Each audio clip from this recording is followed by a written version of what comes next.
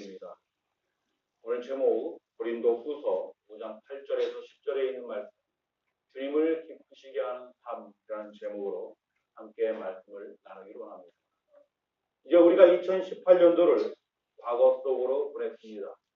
기억이 아닌 많은 추억들이 여러분의 머릿속에 또한 삶 속에 영원토록 남기를 원합니다.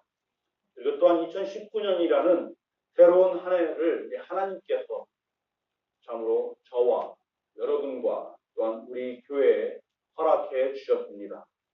참으로 새해 소망하고 기도하고 간구하는 많은 것들이 하나님의 자비하심과 은혜 가운데 또한 응답받고 성취되어져서 여러분의 삶 속에 늘 감사와 기쁨이 넘치는 2019년도가 되시기를 주 안에서 간구합니다. 지난 성부영신 예배 때 우리 함께 나누었던 야베스의 기도를 잠시 떠올려 보기로 합니다. 정말로 진실로 우리가 하나님께 온전한 기도, 진실한 기도, 하나님께서 기뻐하시는 기도, 또한 주님의 참으로 마음에 합당한 기도가 올려진다면 분명히 그러한 기도는 하나님께서 영광 받기를 원하시고 계실 것입니다. 또한 그 하나님께 영광 받으실 만한 그러한 기도는 하나님의 보좌를 움직일 수 있을 만한 그러한 기도는 또한 우리 삶 속에 은혜가 넘치고 또한 기쁨이 충만한 그러한 기도가 되어질 줄로 믿습니다. 참으로 2019년도에 다시 한번 참으로 하나님의 풍성한 그러한 은혜를 누릴 수 있는 그러한 해가 되시기를 주여로 간절히 축원합니다.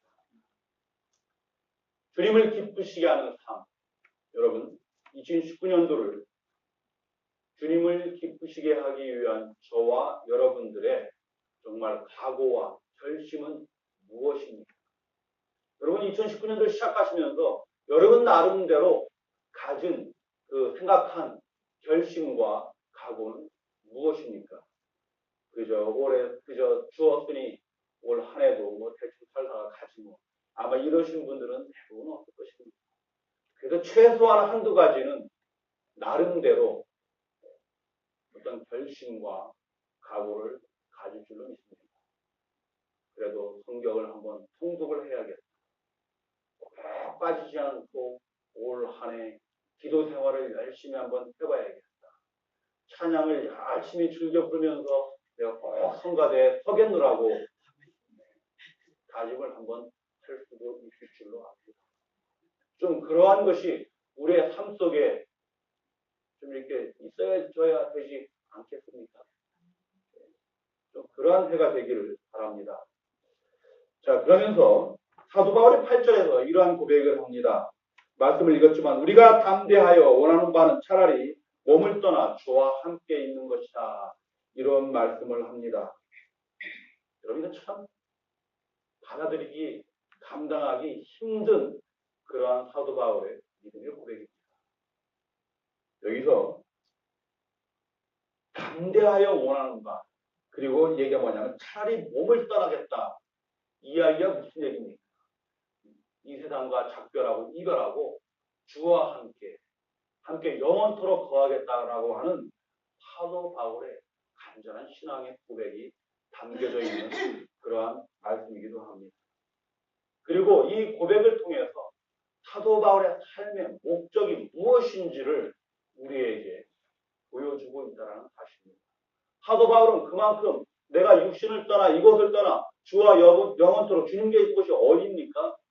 천당이잖아요. 영어 성경에 뭐 홈이라고 되어 있어요. 어웨이 가면 홈이라는 말이 나옵니다. 그곳에서 주님과 함께 내가 있는 것이 간절한 나의 소망이다. 라는 이야기를 합니다. 그리고 9절에 가가지고 뭐라고 이야기하고 있습니까? 그런즉 우리 몸으로 있든지 떠나든지 주를 기쁘시게 하는 자가 되기를 힘쓰겠다. 그런 표현을 사용하고 있습니다. 이 모습을 통해서 우리가 알 수 있는 것은 무엇이냐면 우리의 삶의 목적이 주님을 기쁘시게 하는 삶이 되어져야 함을 말해주고 있다는 것입니다. 사도 바울의 삶은 진실로 주님을 기쁘시게 하는 삶이었습니다. 주님을 기쁘시게 하는 삶을 본인이 먼저 보여줌으로 말미암아 모든 성도들에게 권면하고 또한 강권적으로 역사하시는 성령 하나님의 그 은혜 가운데 인도하심 가운데 우리 모든 성도가 주님을 기쁘시게 하며 살아가는 그러한 자들이 되어져야 함을 말씀해 주고 있다는 것입니다. 인생을 살아가는 모든 관심과 주제는 진실로 주님을 기쁘시게 하는 삶이 되어져야 한다는 것입니다. 데살로니가 전서 4장 1절에 이렇게 권면하고 있습니다. 그러므로 형제들아 우리가 끝으로 주 예수 안에서 너희에게 구하고 권면하노니 너희가 마땅히 어떻게 행하며 하나님을 기쁘시게 할 수 있는지를 우리에게 배웠으니 곧 너희 행하는 바라 더욱 많이 힘쓰라. 주님을 기쁘시게 하는 길에 더욱더 많이 힘쓰고 신앙생활하고 믿음생활해야 함을 가르쳐주고 있다는 것입니다. 그리고 10절의 고백처럼 우리가 다 반드시 그리스도의 심판대 앞에 나타나게 되어 각각 선악간에 그 몸으로 해한 것을 따라 받으려 함이라 라고 표현하고 있습니다. 주님을 기쁘시게 한 자들에게 주어지는 정말로 하늘에서의 우리가 받아야 할 상급 기업에 대해서 이야기하고 있습니다. 그리고 고린도전서 3장에서 이 부분에 대해서 조금 더 얘기하고 있습니다. 내가 다른 사람의 터 위에 내가 절대로 나의 터를 해놓고 세우지 않겠다라는 그러한 표현이 나옵니다. 그리고 무엇이라고 그곳에서 사도 바울이 고린도전서 통해서 성도들에게 권면하고 있냐면 만일 누구든지 금이나 은이나 보석이나 나무나 풀이나 집으로 이 터 위에 세우면 각 사람이 공적이 나타날 때에 그 날이 공적을 밝히리니 이는 불로 나타내고 그 불이 각 사람의 공적이 어떠한 것을 시험할 것입니다. 만일 누구든지 그 위에 세운 공적이 그대로 있으면 상을 받고 누구든지 그 공적이 불타면 해를 받으리니 그러나 자신은 구원을 받되 불 가운데서 받은 것 같다라는 그러한 표현을 쓰고 있습니다. 이 말씀이 무엇입니까? 공적이 그대로 남으면 금이나 은이나 귀한 보석은 그대로 남게 됩니다. 불에 던져져도 그것이 녹아내리거나 없어지는 것이 아니라 그대로 남게 됩니다. 하지만 나무나 집과 풀들은 어떻게 됩니까? 다 타버리고 개만 남고 날려버리고 말 것이라는 것입니다. 하지만 저희들이 구원을 받되 그 구원이 마치 불 가운데서 받은 부끄러운 구원받은 자임을 설명해주고 말해주고 있는 것입니다. 우리가 평생 신앙생활하면서 지금까지 하나님을 섬긴다고 하면서 신앙생활을 해왔는데 보상이 없는 신앙생활, 상급이 없는 신앙생활을 한다면 하나님 앞에 섰을 때 얼마나 우리의 모습이 부끄럽겠습니까? 구원은 받고 갔는데 정말로 말할 수 없는 제가 성경 공부 시간에 그런 얘기 했어요. 정말로 진천 씨가 저보다 더 좋고 훌륭한 매진에서 살고 있는데 하나님께서 박 목사 너 판 거 뭐 있다고 먼저 초가집 가서 팔아. 너 얼마나 창피해. 그래서 내가 목회자고 내가 장로고 권사고 오랫동안 신앙생활을 했는데 저 평신도도 만도 못한 그러한 공로를 인정받아 하늘나라에 가게 되면 얼마나 부끄럽겠습니까? 이 땅에서 그래도 좀 한다고 했는데 하나님 보시기에 이것이 아니었구나. 이거에 대한 경고의 말씀을 우리에게 보여주고 있다는 것입니다. 그러므로 사도 바울은 확신에 찬 정말로 믿음에 가득 찬 신앙의 고백을 자신의 영적인 아들 디모데에게 이렇게 이야기하고 있습니다. 선한 싸움을 싸우고 나의 달려갈 길을 마치고 이름을 지켰으니 이제 후로는 나를 위하여 의의 면류관이 예비되어져 있으므로 주 곧 의로우신 재판관이 그날에 내게 주실 것이며 내게만 아니라 주의 나타나심을 사모하는 모든 자에게니라 라고 고백하고 있습니다. 이 말씀이 무엇입니까? 사도 바울이 믿음을 지켰으니 이제 나를 위하여 의의 면류관은 하나님께서 예비해 주실 것인데 이것은 나뿐만 아니라 모든 믿음의 경주, 신앙의 경주, 하나님을 기쁘시게 하면서 살았던 모든 믿음을 가진 그리스도인에게 정말로 예비해 주시고 주어질 그러한 기업이며 상급이라는 사실입니다. 그럼에도 우리가 주님을 기쁘시게 하는 삶을 살아야 하는 이유를 밝혀주고 있다는 것입니다. 사실 우리는 어떻게 주님을 기쁘시게 할 수 있는가에 대한 질문을 이미 다 알고 있어요. 그렇죠? 여러분 스스로에게 제가 물어보신다면 집사님, 권사님 어떻게 하면 주님을 기쁘시게 할 수 있습니까? 나름대로 다 이야기를 하실 줄로 압니다. 성경에서 말하는 가장 기본적이고 또한 그 처음이 무엇이냐면 하나님께 대한 믿음이 없이는 주님을 기쁘시게 할 수 없음을 성경이 이야기해 주고 있습니다. 교회는요, 하나님을 믿기 위해서 나오는 것입니다. 그리스도 예수를 섬기고 그분을 믿기 위해서 나오는 것입니다. 히브리서 11장 6절이 기록하기를 믿음이 없이는 하나님을 기쁘시게 못하나니 하나님께 나아가는 자는 그가 계신 것과 또한 자기를 찾는 자들에게 상 주시는 자이심을 알아야 할 것이다 라고 기록을 하고 있습니다. 믿음이 무엇입니까? 믿음이 무엇이라는 그 얘기를 우리 한다 그러면 믿음이요? 믿는 것이요. 그 정도로밖에 좀 딱히 이 믿음에 대한 사전적인 정의가 이렇게 딱 나와 있는 것이 없더라고요. 그래서 네이버를 통해서 봤는데요. 일반적인 믿음이 아니라 신앙적인, 종교적인 차원에서의 믿음이라는 것은 무엇이냐면 초자연적인 절대자, 또한 혹은 창조자, 신앙과 종교의 대상에 대한 신자로서 가져야 할 태도인데 그 태도는 무엇이냐면 두려워하며 경건히 여기고 또한 의뢰심, 신뢰함을 갖는 그러한 일, 그것이 믿음이다라고 되어져 있습니다. 그리고 보통 우리가 믿음이라는 말을 사용하게 될 때 그 말은 어떤 사실이나 그 사람을 믿는 마음이 믿음이라는 것입니다. 그럼에도 성경에서 말하는 믿음이라는 것이 무엇입니까? 히브리서 11장은 분명히 우리에게 이야기해 주고 있습니다. 믿음이란 바라는 것들의 실상이요 보이지 아니하는 것들의 증거라고 되어 있습니다.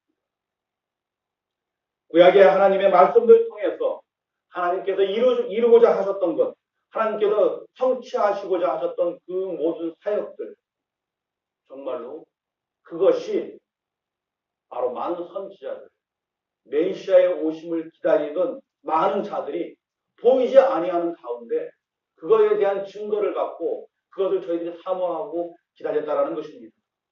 그것이 곧 믿음이었음을 히브리서 기자가 우리에게 알려주고 있다는 것입니다.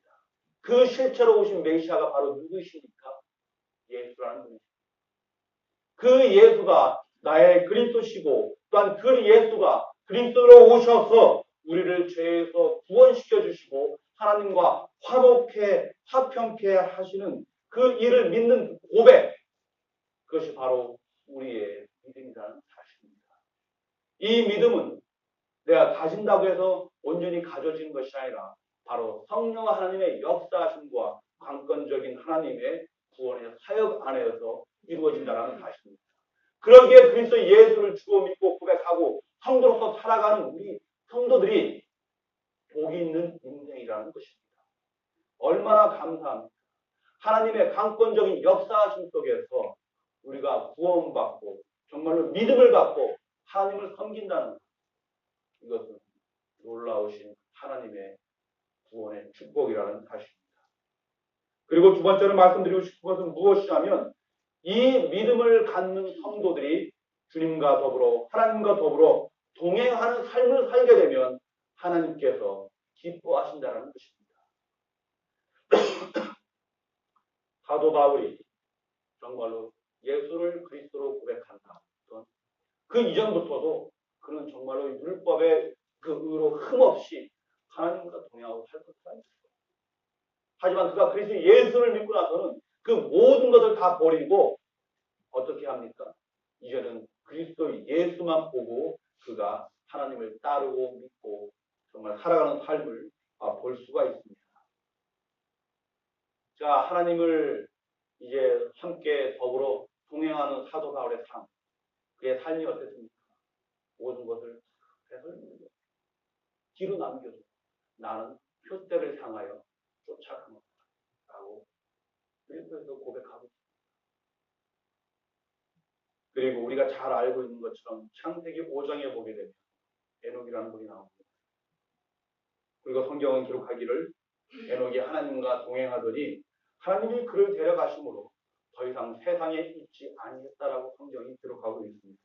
그리고 11장 히브리서 11장 5절에서 무엇이라고 이 부분에 대해서 설명을 하고 있냐면 믿음으로 에녹은 죽음을 보지 않고 옮겨졌으니 하나님이 그를 옮기심으로 다시 보이지 아니하셨느니라. 그는 옮겨지기 전에 하나님을 기쁘시게 하는 자라라는 증거를 받았다라고 성경이 기록하고 있습니다. 에녹 선지자의 삶은 하나님과 동행하는 삶을 선택한 삶이었습니다. 그로 말미암아 하나님과 동행한 그의 삶은 하나님을 기쁘시게 했다라는 것입니다. 하나님과 동행했다라는 것은 무엇이냐면 하나님을 떠나지 아니했다라는 것입니다. 항상 하나님과 함께하고 그분의 말씀과 그분의 법들을 지키며 살아갔다는 것입니다. 여호수아서를 읽어보게 되면 수요 성경 공부 시간에 이 말씀 잠깐 드렸는데 애굽에서 나온 모든 백성들을 다 불러 모아놓고 이제 당신이 갈 때 주문이 이 얘기를 합니다. 돌을 갖다 놓고 오늘 당신들과 나하고談判을 짓자. 왜냐하면 자신의 그 백성들의 삶을 너무나 잘 알고 있었거든요. 그렇기 때문에 여호수아가 얘기합니다. 오늘 이 자리에서 나와 당신들 사이에 하나의 룰을 정하죠. 너희가 여호와 하나님을 섬기든지 그분과 동행하는 삶을 살아가든지 그분의 말씀과 율법 가운데 너희가 살아가든지 아니면 저 강 건너 아모리 사람들, 이방 백성들, 애굽의 신들, 너희들이 이전에 믿던 그 신들을 섬기든지 오늘 양자택일을 해라. 그런 이야기를 합니다. 양자택일을 하라. 그때 모든 백성들이 아이고 여호수아 이게 무슨 말씀입니까? 오늘 우리와 우리 자손들은 만군의 주 여호와 하나님만을 섬기겠습니다 하고 저희들이 돌을 갖다가 제단을 쌓고 거기서 하나님께 희생의 제사를 드리며 헌신하고 결단을 합니다. 그랬던 민족이 하나님의 백성들이 후에는 어떻게 합니까? 하나님을 실망시키고 하나님을 배반하고 이방신들을 섬깁니다. 그 결과가 어때요? 정말 그 결과는 비참했습니다. 그 결과는 돌이킬 수 없었다라는 것입니다. 오늘 이 자리에 모이신 우리 모든 성도 여러분, 하나님과 더불어 동행하는 삶을 항상 살아가기를 원합니다. 하나님과의 동행하는 삶은 그와 더불어 항상 함께 있으며 떠나지 아니하는 것이고 그리고 하나님께서 당신의 기쁘신 뜻 가운데 선하신 의지 가운데 우리를 항상 하나님 옆에 두시겠다는 의미입니다. 하나님 입장에서는 우리를 당신 옆에 두고 계신다는 것입니다. 우리의 입장에서는 무엇입니까? 당신과 더불어 항상 하나님 내가 동행하겠습니다. 함께 같이 하겠습니다. 좀 죄송한 얘기지만 우리로서는 아무 손해볼 것 없는 그러한 조건입니다. 그토록 하나님의 은혜는 영원 무궁하시고 하나님의 사랑은 열려있다는 것입니다. 우리가 하나님과 함께 더불어 동행하고 그의 말씀 안에 거할 때 우리의 삶을 통해서 주님께 기쁨이 되는 것이며 그분의 기쁨이 되면 우리에게 은혜로 넘친다는 사실입니다. 이제 마지막으로 한 가지를 더 말씀을 드리겠습니다. 하나님을 기쁘게 하는 그 믿음 생활은 그분의 말씀을 이제는 순종하고 실천하는 것입니다. 이 부분에 항상 우리의 걸림이 있습니다. 이 부분이 우리 항상 발목을 잡습니다. 마태복음 7장 보게 되면 이런 말씀이 나와 있습니다. 한상수훈의 말씀인데요. 나더러 주여 주여 하는 자마다 천국에 다 들어갈 것이 아니요 다만 하늘에 계시는데 아버지의 뜻대로 행하는 자라야 들어갈 것이라. 7장 21절의 말씀. 자, 우리는 그동안 많은 은혜 얘기하고 믿음만 얘기합니다. 동행을 얘기합니다. 축복만 얘기합니다. 하지만 그거에 대한 책임이 따른다는 것입니다. 그것은 무엇이냐면 바로 순종하며 실천하는 것입니다. 이것은 결코 쉬운 일이 아닙니다. 하나님을 기쁘시게 하는 삶은 주님의 말씀을 실천하는 것입니다. 하나님의 뜻대로 행하는 자들이 되어져야 한다는 것입니다. 제가 설교는 하지만 이 설교 내용을 저도 실천 못할 때가 참으로 많이 있습니다. 사람이다 보니 우리가 성경대로 100% 정말 사도 바울이 얘기했던 것처럼 율법의 그 의로는 흠이 없었다. 사람이 아니에요. 사람이 아니에요. 신의 경지에 도달한 사람입니다. 정말로 얼마나 사도 바울의 신앙생활이 철두철미하고 정말 완벽했는가를 우리에게 보여주고 있다는 것입니다. 우리가 잘 알고 있는 베드로 얼마나 실수가 많은 사람입니다. 정말로 가는 곳마다 이 사도 베드로를 보게 되면 시험 폭탄과 같은 사람이에요. 언제 어디서 꽝 저기서 꽝 터질지 모르는 그러한 사람이었습니다. 그래서 그의 서신을 보게 되면 정말로 사도 바울이 하나님 앞에서 얼마나 당신의 그 말씀을 실천하려고 애쓰고 수고했는지를 우리가 알 수가 있습니다. 그뿐만 아닙니다. 많은 믿음의 성도들이 히브리서 11장을 여러 번 인용했지만 믿음 가운데 순종하고 실천했다라는 것입니다. 하루는 하나님께서 노아를 불러 내가 이 땅을 모든 자들을 물로 심판하실 것인데 방주를 지어라. 참 비도 안 오는 지역에서 그가 비를 받는지 안 받는지는 모르겠지만 많은 창조 과학자들은 이야기합니다. 그 시절까지는 아마 이 땅 위에 그 비가 내릴 흔적은 없었을 것이라. 방주를 지으라고 합니다. 방주를 한 번도 본 적도 없는 사람이야만 모아일 수도 있습니다. 그래서 큰 방주를 지으래요. 비로 이 세상을 다 덮을 것인데 이건 아무리 생각해도 상식적으로 이해가 되지 않는 일들, 그럼에도 불구하고 그것이 하나님의 말씀이었기 때문에 노아는 순종하고 그것뿐만입니까? 가가지고 그 동물들을 암수 부정한 건 뭐 2마리씩 그 정결한 건 7마리 다 모아다가 방주 안에 넣어라. 생각만 해도 귀찮고 어려운 일입니다. 그러나 그것도 성경은 순종했다라고 표현합니다. 어느 날 하나님께서 아브라함을 찾아오십니다. 내가 너에게 지시할 땅으로 가라. 거기 있는 거 다 포기하고 가라. 내가 이렇게 이루었습니다. 이 문명의 땅에서 하나님 내가 이곳에 와서 정말로 우리 정착하면서 많은 어려움이 있었지만은 이제 한 부족을 이루게 되었고 경제적으로 또한 자기 자신이 뭐 그 시절 나름대로 정치적으로 뭐 여러 가지 영향력을 행사할 수 있는 큰 한 집단 부족을 이루었습니다. 그런데 어느 날 하나님께서 아브라함에게 이야기합니다. 그걸 모든 걸 다 버리고 내가 지시할 땅으로 가라고 이야기합니다. 쉬운 일입니까? 미국 땅에 와서 내가 열심히 일해가지고 이 많은 큰 것들을 이루어 놓았고 은행에 많은 재산도 있고 그래 좋은 집도 장만했고 모든 걸 다 갖고 있는데 아니 좀 죄송한 얘기지만 우리가 작년에 많은 교회들의 문제점들을 봤습니다. 자기 아들에게 교회를 넘겨주기 위해서 많은 일들이 있습니다. 당신께서 그동안 펴오시는 설교 참 안타깝습니다. 교회의 머리는 그리스도 예수가 되셔야 되는데 자기 아들이 아니면 안 된다고 얼마나 안타까운 일입니다. 그런데 반면에 아주 깊은 정말 은혜가 넘치는 그러한 그 대형 교회 2명의 목사님이 계셨습니다. 한 분은 장로교 목사님이신데요. 마지막 설교가 나를 다 잊으세요. 나는 이제 오늘 여기 사임하고 내 고향 경상도 어디 시골에 들어가서 그곳에 조용히 교회를 섬기면서 이제 하늘나라에 갈 준비를 하겠습니다. 그분은 원로시고 은퇴가 다가오신 목사님이었습니다. 마지막 예배 때 많은 성도들이 울며 불며 여기 계셔도 되는데 조금 더 하셔도 되는데 만류하고 합니다. 하지만 그 목사님은 그 모든 것을 뿌리치고 시골로 내려가요.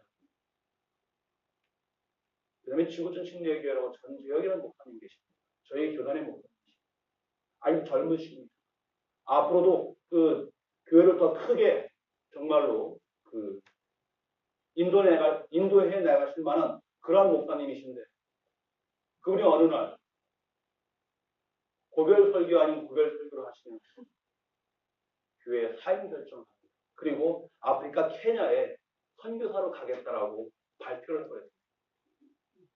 세상 막말로 교회가 홀라당 뒤집어졌어요. 그 대형 교회, 큰 교회인데 왜 힘들게 어렵게 케냐까지 가셔서 선교 사역을 했습니까? 그러면 그 목사님의 설교 내용은 바로 이런 것이었습니다. 하나님께서 나에게 새로운 꿈과 비전을 주셨는데 그것은 나로 하여금 말씀에 순종하게 하면서 자기가 지금까지 성도들에게 해왔던 그 모든 설교에 또한 그 모든 말씀 증거에 본이 되게 하기 위해서 하나님께서 나를 케냐로 보내십니다. 선교사로. 쉬운 결정이 절대로 아니었습니다. 가서 뭐 제대로 뭐 샤워를 할 수 있겠습니까? 좋은 음식을 마음대로 먹을 수가 있겠습니까? 그럼에도 불구하고 하나님의 말씀이기 때문에 하나님께서 자기에게 주신 은혜이기 때문에 그것을 내가 감당하겠노라 하고 고별 설교 아닌 고별 설교하는 그 동영상을 본 적이 있었습니다. 정말 우리는 하나님의 뜻대로 행하는 자들입니까? 정말 이 시간 다시 한번 우리 자신을 돌이키시어 보기를 바랍니다. 그러면 2019년도에 우리가 어떻게 할 것인가? 주님께서 십자가에 달리시기 전날 밤 제자들과 마지막 만찬을 나누시면서 유언과도 같은 말씀을 하십니다. 요한복음 13장 34절과 35절에 이런 말씀이 기록되어져 있습니다. 오늘 교동문에서 우리가 함께 교독한 말씀이기도 합니다. 새 계명을 너희에게 주노니 서로 사랑하라.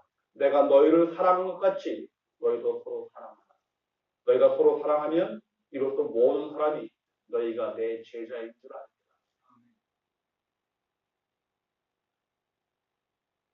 쉬운 내용이 아닙니다. 참 어렵습니다. 누굴 사랑한다는 참 힘든 것이기도 합니다. 나에게 아픔과 슬픔과 고통을 준 사람이라면 더더군다나 그러기도 합니다. 모르겠어요. 제 자신에게 이것을 먼저 어떻게 내가 받아들이고 실천하고 감당해야 할지. 그럴 때 우리는 늘 십자가에 달리신 그리스도 예수를 바라보아야 합니다. 이것을 감당할 수 있도록 우리는 말씀과 기도 생활하는 가운데 성령 하나님의 인도하심과 충만하신 능력을 힘입어야 된다는 것입니다. 이것은 실천 없이는 가능치 아니한 얘기라는 것입니다. 이것은 우리가 당연히 하나님 앞에서 해야 할 노력의 일부며 의무라는 사실입니다. 모쪼록 2019년도에 하나님을 기쁘시게 하는 우리 모든 주님의 참으로 하나님의 말씀을 온전한 가운데 믿으시며 또한 그 말씀 가운데 주와 더불어 동행하고 실천하는 가운데 주님을 기쁘시게 하며 또한 여러분의 삶 속에 은혜가 충만한 2019년도가 되시기를 주여로 축원합니다. 우리 이 시간 함께 주의 만찬을 같이 나누길 원합니다. 주의 만찬